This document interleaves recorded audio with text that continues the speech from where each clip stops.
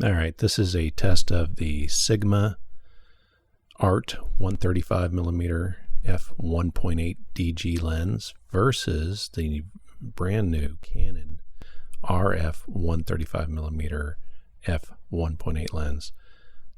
One of the advantages to the Canon lens is that it has image stabilization, so that comes in handy on darker situations where you can use a lower shutter speed. So you can see in this picture the Sigma is smaller if you don't use an adapter, but since we're talking Canon mirrorless, you're going to have to use an adapter with that lens. You don't have a choice, and Canon doesn't allow third-party lenses, so you're not going to see an RF Sigma lens anytime real soon.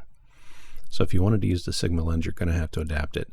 With the adapter, it's about just under half an inch taller than the Canon lens. Now, when you add the lens hoods, things change. And let me pull that up. And this is a ridiculously big lens hood that comes with the Canon RF. It is monstrous. I don't know why it has to be that big. They could probably get away with something half that length. I'm sure it's to help against flares, but I don't plan on shooting in direct sunlight, so I don't think that's going to be a problem for me. But again, even with the lens hoods, you're talking about maybe a half-inch difference. And then when you mount it on the camera, I'll show you what that looks like. I've got two R5s. So on the camera, again, you're not talking a significant change in length. But what you will realize is that the Sigma lens is much heavier than the Canon lens by about just under half a pound. So, and it's all in the front of the lens. It's not near the back. The RF lens is also weighty at almost 2 pounds, well, just over 2 pounds really. But all the weight is centered towards the back. So it's much easier to handhold for long periods of time. With the Sigma lens, it always wants to drop on you because it's so heavy up front. I mean, it's just a ginormous piece of glass in there. And it's an all metal construction, so it really fatigues you over time. So let's dig in and look at some of the images we can take. I took this down to the pond with a buddy of mine. I took the Canon lens, he took the Sigma lens, and we shot some birds that were in the pond. And I'm going to zoom in. Up in the top left, you can see which lens is which. If you see DG, that means it's a Sigma lens, and if you see RF 135, that's the Canon lens. So here's some of the ducks, and I'm zooming in. This is the Sigma picture, and it's a little bit fuzzier. And yes, he was shooting in shutter speed of 160, and I was in shutter speed of 200. But even so, I don't think it should have made that much difference. I think the image stabilization really came in handy on the RF lens. So I'm going to zoom in here, and this is over sharpening because I'm using DxO Pure Raw, and they don't have a profile yet for the RF 135.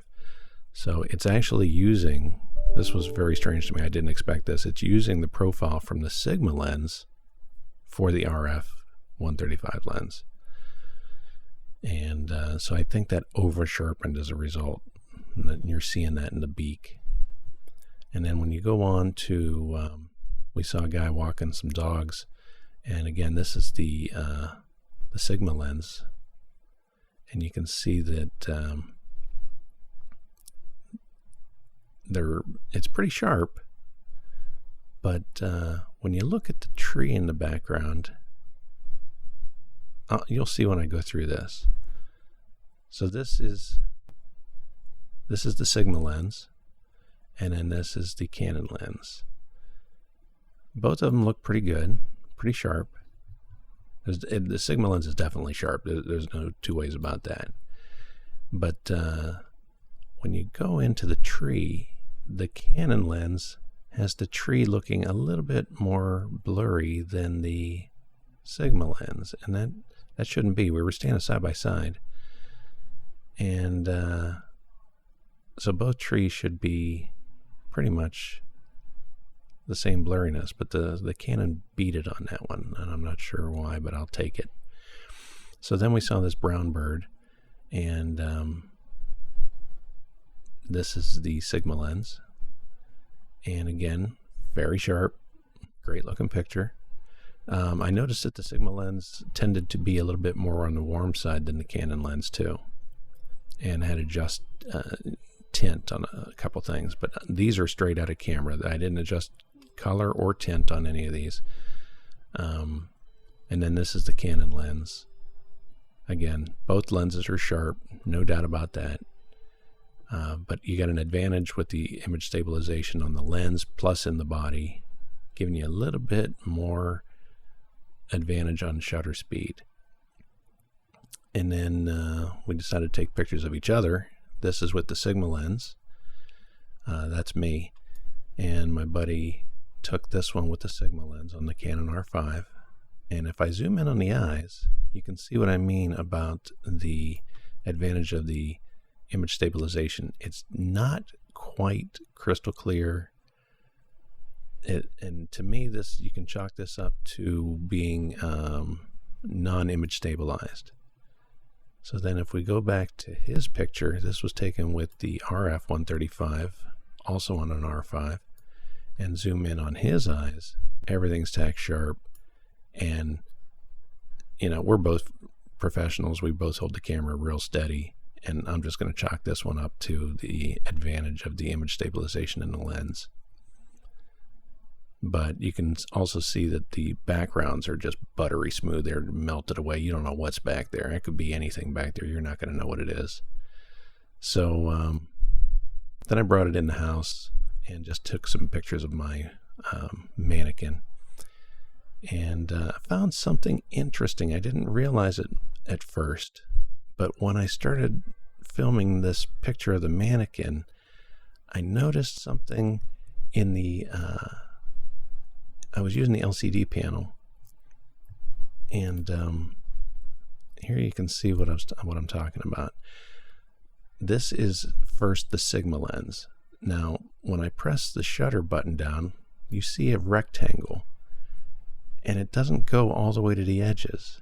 Now, I've seen this before, like when I'm using my RF 800 lens or an RF 600 lens, or even the RF 100 to 500 if you throw on a teleconverter.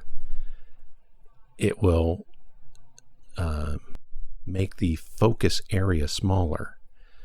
So this is the Sigma lens, and you can see that the focus area doesn't quite go all the way. I'd say, what is that, maybe 85%? And then on the Canon, it doesn't quite go all the way either, but it goes almost all the way out. So there's a huge difference. It may not make a lot of difference if you're doing portraits, of course. But if you're doing sports with this lens, you want all the area you can get.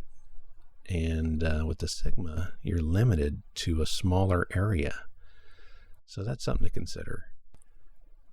So I would say the biggest advantages of the Canon lens are the weight. It's less weight.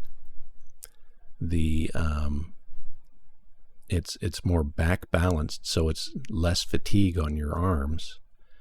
It's got the image stabilization in the lens as well as in the camera body on the R5. If you're using an EOS R or an RP, it's not going to matter. You've got the lens. That's all you got.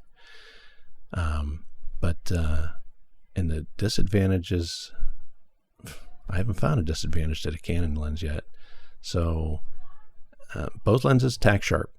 If you're using them in the right way and optimum situations, you're going to get perfect results. I've been using the Sigma lens for over a year now, at weddings, at events, for portraits, even family shoots. Loved it. But it would just make me so tired using it. It's so heavy. And so I picked up this Canon one. I got called up from Lens Rentals. They says, hey, we got a lens. We just got the first one in, and you were on the list. So if you want it, you'll be the first one. I says, heck, yeah, sign me up, man. Send it out. So I got it this week, and I have to return it in a couple days. I wish I had one of those options where if you like it, keep it kind of deal, but they don't have that on this lens. But yeah, I'm going to get one of these as soon as I get a chance. This is great. So any questions, leave them in the comments. If you've used either one of these, let me know. And I'll have another video soon.